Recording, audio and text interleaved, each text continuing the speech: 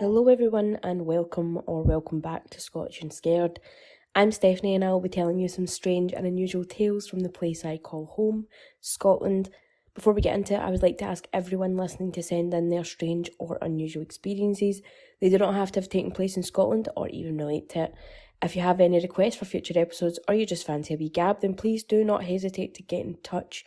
You can send us an email at scottishandscared@gmail.com, and you can also follow us on Instagram at scottishandscaredpod. Lastly, if you wouldn't mind, please rate, review and share the show wherever you may be listening to it. It really helps us out a bunch, and a massive thank you to everyone who already has. Now, let's get into it. Why hello there strangers, it's been a while. How the bloody hell is everyone?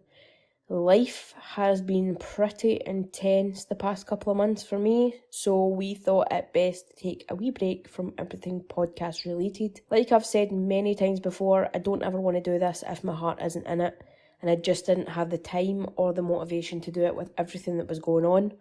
But that being said, this year has already been one of the best years of my life, and we are so ready to get back into the show full time and really try and make something of this. Our goal this year is to keep growing and reach more people. We also have some very exciting events coming up, which I'll tell you all about in just a moment.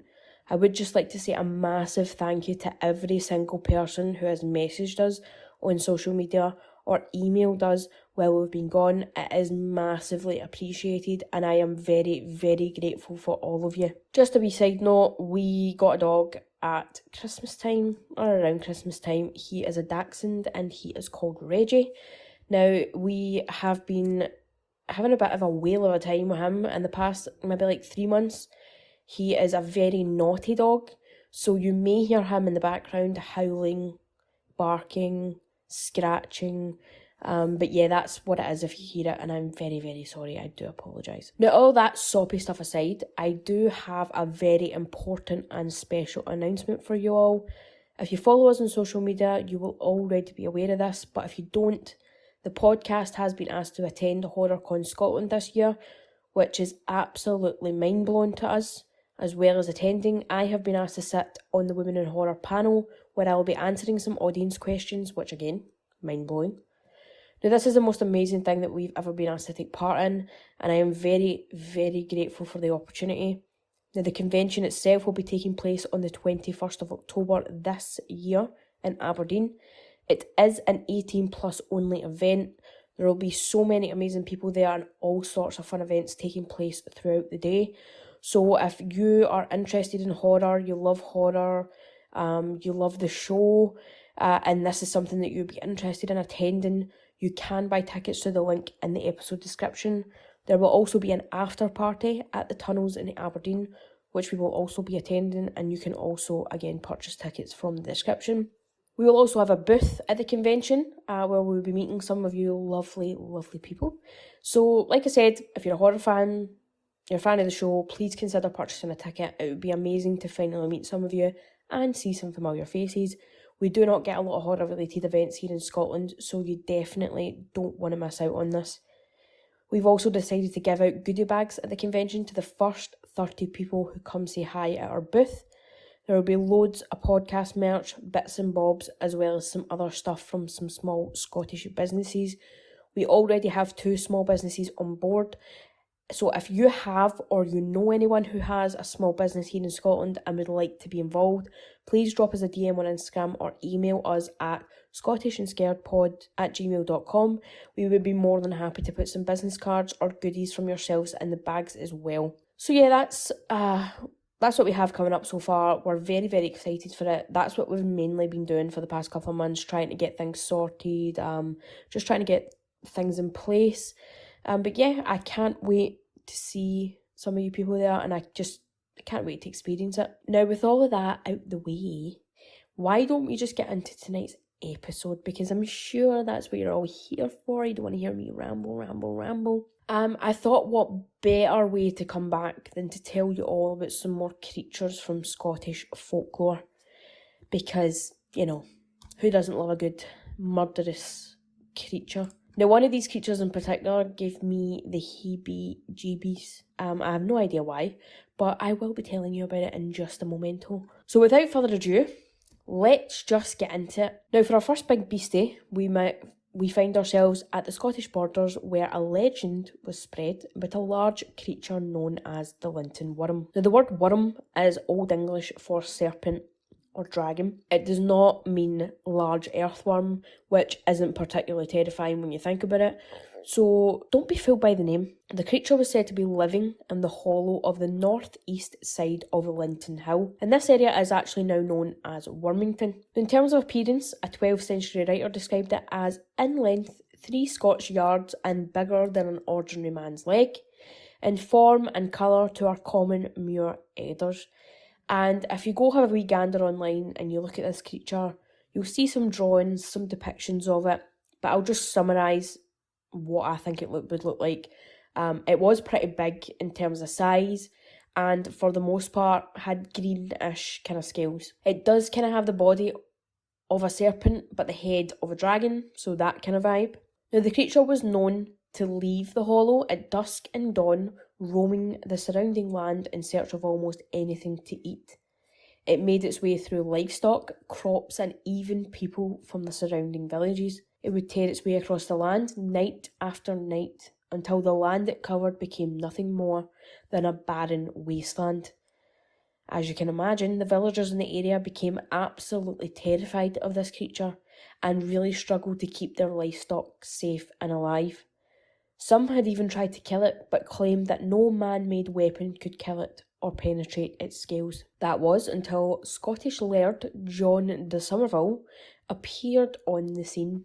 He had heard about the worm and wanted to try his hand at killing it, so he rode the hillside at dawn to see the creature before deciding how he wanted to handle it.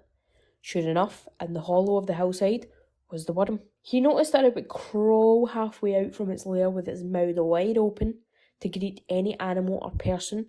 It was used the width of its mouth to judge whether it could swallow the object before it whole, and this is what gave the laird his idea. He rode all the way back to the nearest town and ordered the local blacksmith to forge him a unique, one-of-a-kind lance. It was made longer than a normal lance, and it had a wheel fitted about a foot from the end, which allowed the end of the lance to rotate upon contact. With his new weapon in hand, he returned to the hillside to confront the worm. On the end of the lance, he placed a large lump of peat covered in tar, which he then set alight. Before confronting the beast, he decided that it would be best to have a few practice runs with the lance, just so his horse would get used to running with the burning lance at its side and having the smoke blowing back in its face. Once he felt more comfortable, he struck. He ran towards the worm full speed, who, as predicted, opened its mouth, allowing the laird to plunge the lance deep into the creature's throat. Upon contact, the worm curled and slammed against the ground in agony. Legend says the marks it left on the ground during this struggle are what actually created the hill formations in the area. The creature slammed around so much that it eventually disturbed the soil within its lair and brought down the roof above it. Now, some stories say it was crushed by the falling debris, and other stories say that it vanished, never to be seen again. As a reward for his bravery, the laird was knighted, made royal falconer, and also became the first Baron of Linton. Don't know if I've pronounced that correctly, but guys, you know the script. I'm not very good at pronunciation. Now, if you go online and you have a wee look at the Somerville crest, you'll also notice it shows a dragon perched on a wheel, which is said to be a wee nod to the Linton Worm. Now, I seem to have covered quite a lot of dragony, serpenty type creatures within these episodes, and I have to say, I think that dragons are pretty badass, and I love a wee dragon story. What do you folks think? Do you think they're cool? Do you think they're puny? Do you think they're boring? And do you think that there actually were dragons at one point in time, or are these just like stories? Because I suppose you could say that dinosaurs were kind of like dragons because they are large reptiles, some of them have wings. Who knows, there could be a dinosaur out there that we've just never found that was a dragon. Who knows? Interesting stuff. Anywho, our next nasty takes us all the way to Edinburgh, which is the Scottish capital. I recently took a trip to Edinburgh with my boyfriend and we had an absolutely amazing weekend. But this story actually made the hairs stand up on my arms, and I have no idea why. If you've listened to the show for a long time and you've heard me talk about Edinburgh, you'll know that I find it to be a very eerie city. I absolutely adore it and I love the vibe, but I do find it very grey, very eerie. Even the weekend that we had in Edinburgh, it was raining, it was misty. It just gives off this very grey, eerie vibe, which I absolutely love, as you know. But the creature in question here was given the name the Great Hand. You heard me correctly. The reason for this is that anyone who had ever come into contact with this creature said that it took the shape of an enormous, hairy hand with claws similar to that of a large bird of prey. Nobody knows if this creature had a body, as no one was unlucky enough to have gotten that close to it. So just envision that in your head. You're walking through a graveyard at night, you're walking through an alley at night, a dark street, you know, all things that I do in my everyday life. And you see that. Terrifying. Now, if you've ever been to Edinburgh, you have more than likely walked up or down the Royal Mile, which is a very famous street that starts at Edinburgh Castle and ends at the Scottish Parliament building. It's just a very long cobbled street. It's filled with bars, touristy shops, places you can buy like tablet, tartan, Mary King's Close is there. There's just loads. And underneath this street, there was a tunnel that stretched the entire length of the mile, and it was used by Scottish soldiers as means of surprise attacks and things of that nature. But when the tunnel fell into disrepair and became dangerous to travel, it was closed off to the public, and this is when the hand was supposed to have moved in and called this tunnel home. Now, there were loads and loads of rumours of people going missing in and around this tunnel. People would go in and they wouldn't come back out, and everyone was just too terrified to go looking for answers, so they avoided the tunnel at all costs and warned all the young children in the area to stay away from it. That was until one day a brave young piper stepped forward and offered to cross the tunnel with his wee dog, playing his pipes the entire route to let the locals know his whereabouts. They all agreed, very curious to see what he would find or uncover. The piper entered the tunnel at the castle end and started to play his pipes as he walked further into the tunnel. He could be heard from the street, and the locals followed the sound of his song all the way down the hill. Everything was going great. That was until he approached the heart of Midlothian, and the sound of his bagpipes suddenly stopped. Panicked for the young man's safety, all of the locals ran back up the hill to the entrance of the tunnel, where they seen the piper's wee dog running up out of the darkness, absolutely terrified, so scared that it had said to have lost all of its hair.